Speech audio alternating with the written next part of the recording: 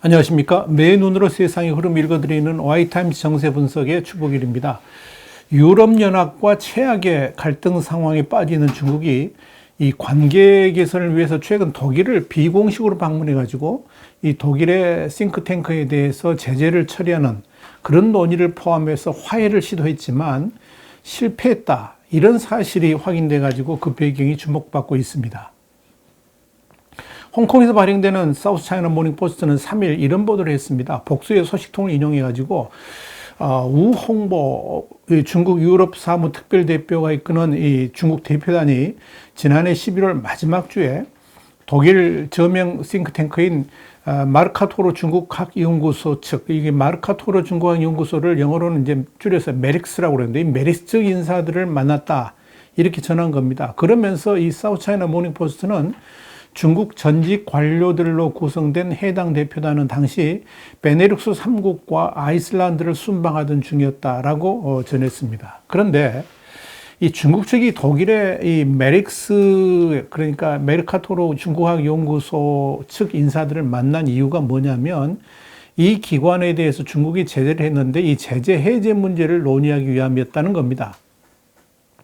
앞서서 중국은 지난해 3월 유럽연합이 이 신장 유구르족 인권 탄압을 이유로 4명의 중국 관리와 국영단체 한 곳에 대해서 제재를 하니까 곧바로 EU 이사회 정치안전위원회, 이걸 PSC라고 그러는데 이 PSC하고 이 메릭스에 대해서 보복 제재를 가한 바 있습니다. 사우스 차이나 모닝 포스트는 소식통을 인용해서 중국 대표단은 이 메릭스에 대한 제재 처리를 원하는 게 분명해 보였고 자신들이 뭔가 할 수 있을 것으로 생각했다. 그러면서 이 메릭스에 대한 제재 처리를 계기로 해가지고 이 독일은 물론이고 EU하고의 관계 회복을 시도하려고 했지만 이 중국 측 이런 노력은 너무 늦었다. 이렇게 말을 했다는 겁니다. 이미 EU의 중국 제재 관련 논의가 끝난 상황이고 또 돌이킬 수 없었기 때문에 그렇습니다. 실제로 EU는 해당 회동 바로 다음 주인 12월 6일에 EU가 유구르족 인권 탄압과 관련한 제재, 이걸 2022년 12월 8일까지 1년 더 연장하기로 발표를 했습니다. 특히 이 EU의 대중국 제재는 1989년 베이징의 천안문 광장 사태 후에 처음일 정도로 강력한 조치였는데 EU는 대중국 여론 악화 속에서 중국의 인권과 관련된 제재 연장을 발표한 겁니다. 사우스 차이나 모닝 포스트는 이와 관련해 가지고 중국 대표단과 메릭스의 회담이 길게 이어졌고 매우 고무적이었지만 양측 관계 재설정에서 실질적 진전을 이루지 못한 것은 중국 측이 EU 내 상황에 대해서 이해가 얼마나 부족한지를 보여준다. EU에 대해서 너무 모른다. 그런 지적을 한 겁니다. 독일 글로벌 공공정책연구소의 토르슈텐 베너 연구원도 이 사우스 차이나 모닝 포스트에 이런 말을 전했습니다. 이 메릭스와 만난 것은 중국이 이 메릭스를 배제하려는 전략이 완전 실패했다는 것을 마지못해 인정한 것이다. 그러면서 중국이 공격적인 입장에서 크게 물러나지 않는 한 EU와 중국 관계 개선에는 어떠한 진전도 없을 것이다. 이렇게 정리를 했습니다. 그런데요, 여러분, EU하고의 관계 회복, 정말 중국은 절실합니다. 사실 EU라는 존재는 중국이 미국과의 디커플링을 넘어설 수 있는 최상의 발판이었습니다. 그래서 지난 트럼프 정부 당시에 미국이 강력하게 디커플링을 밀어붙일 때도 여유가 있었는데 그건 거의 7년 넘게 공들여왔던 EU하고의 투자협정, 이걸 CAI라고 그러는데 이 CAI 체결을 앞두고 있었기 때문에 그렇습니다. 그런데 갑자기 신장 유구르 인권 문제가 터지면서 EU와의 투자협정 체결이 보류됐고 급기야 2021년 5월 말에 사실상 백지화 수순으로 들어가게 되면서 중국은 심각한 충격을 받은 겁니다. 중국은 EU의 이런 손절을 막기 위해서 유럽 내 몇몇 국가들한테 SOS를 치면서 분위기 전환을 노렸고요. 이와 동시에 중국에 대한 문제 제기에 앞장선 EU 의회 의원들과 이 단체들에 대해서 제재를 가하면서 공격적 외교를 병행을 했습니다. 그러나 이건 중국의 완전한 오판이었습니다. 이 EU의 의회 의원들을 제재했다는 것은 결국 EU 의회 자체를 제재한 것이나 다름없고요. 이건 EU 전체 국가들에 대한 정면 도전이나 다름없었기 때문에 그렇습니다. 특히 중국이 사과나 재발 방지 같은 약속은 하지 않은 채 오히려 적반하장으로 EU를 분열시키기 위한 공작을 하고 나서니까 유럽 사회는 격분하면서 그나마 중국의 우호적인 국가들마저 등을 돌리게 된 겁니다. 그러면서 지난해 4월 28일 열린 EU 의회 회의에서는 30명 이상의 의원이 중국의 EU 의원 제재를 비판하게 이르렀고, 독일과 프랑스 같은 9개 나라는 해당 국가의 중국 대사를 초치해서 강력하게 항의하는 일까지 벌어지게 된 겁니다. 여기에 리투아니아가 17개 중유럽 그리고 동유럽 국가하고 중국과의 협의체인 17+1 체제를 탈퇴했죠. 그러면서 이 중국과의 관계 단절을 강력하게 요구한 것이 기폭제가 돼가지고 결국 이 중국의 사활을 건 외교적 노력은 사실상 물거품이 돼버린 겁니다. 특히 이 반중국 태도를 보이고 있는 리투아니아에 대해서 중국의 대응, 이건 유럽 사회를 정말 들끓게 만들었다고 보시면 됩니다. 중국의 외교부 대변인까지 나서가지고 이 리투아니아의 자존심을 건드렸고요. 이와 함께 외교적 경제적 제재까지 나서게 되니까 리투아니아하고 운명 공동체라고 말할 수 있는 발트 3국, 그러니까 에스토니아, 라트비아에게 곧바로 전이가 되면서 공동의 분노로 표출되게 됐습니다. 이런 분위기는 전 유럽 사회로 그대로 퍼져 나가게 된 겁니다. 자, 이런 상황이다 보니까 중국 공산당은 좌불안석입니다. 미국의 중국을 향한 디커플링은 갈수록 심화될 것이고, 이를 타개하는 유일한 탈출구가 바로 EU인데 이젠 그 길마저 막혀버릴 위기에 처했으니까 길을 쓰고 이걸 다시 되돌려 보려고 하는 시도를 중국이 하고 있는 겁니다. 이런 중국의 노력에 찬물을 끼얹은 것이 바로 독일 메르켈 총리의 퇴진입니다.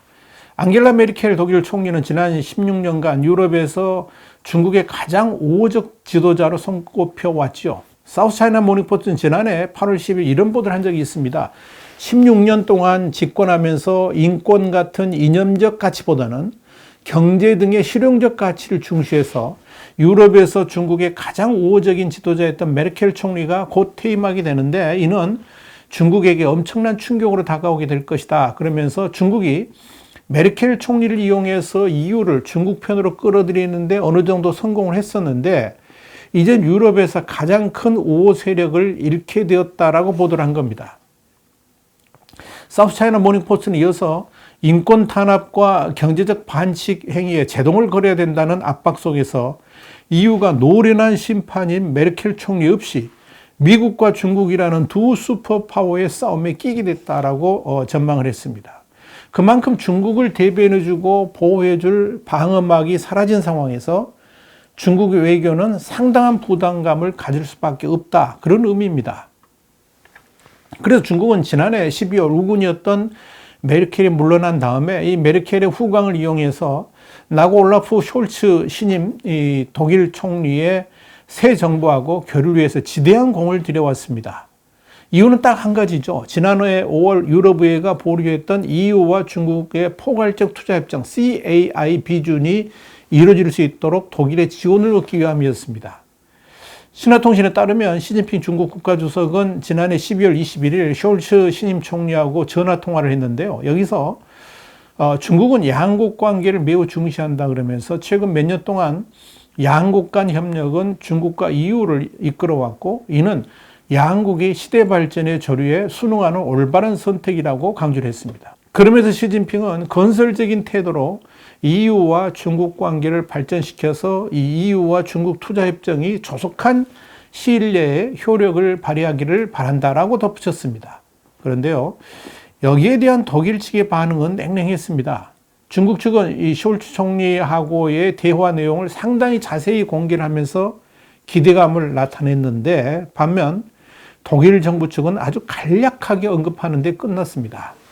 당시 슈테펜 헤베슈트라이트 독일 정부 대변인은 숄츠 총리는 취임을 기해 시 주석과의 전화 통화를 했는데 양국 경제 협력 심화와 EU 중국 관계 발전 그리고 국제 문제에 대해 대화를 나눴다, 이렇게 짧게 밝혔을 뿐입니다. 그러니까 중국 측 발표하고는 상당한 온도차가 나고 있죠. 이러한 중국의 독일 포섭 움직임과 관련해서 베너 연구원은 사우스차이나 모닝포스트에 이런 말을 했습니다.